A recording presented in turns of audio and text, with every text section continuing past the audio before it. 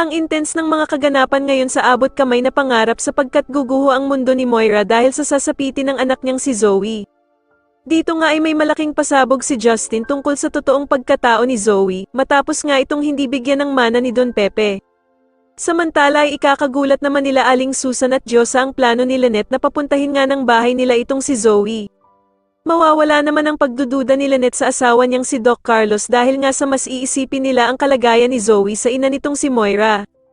Dagdag naman ni Diyosa na pwede naman nga daw na mag-alala itong si Lynette pero wag lang sagad na sagad at tandaan nga daw nila na utak demonyo pa din itong si Zoe.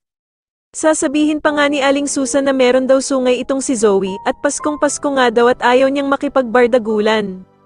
Sa kabilang banda naman ay magaganap na nga ang pagpapatawag ng abogado ni Don Pepe ng meeting para sa kanyang last will and testament.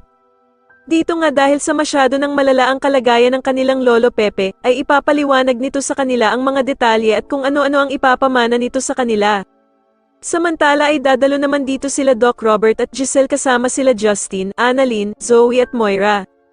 Itatanong naman ng bruhang si Moira kung meron nga din ba daw mamanahin ang pinamigay na anak ni Giselle na si Justin. Dito nga ay mauunang sabihin ng abogado ang mga ipapamana kay Annalyn at ito nga ay mga lupain at 10 milyong piso.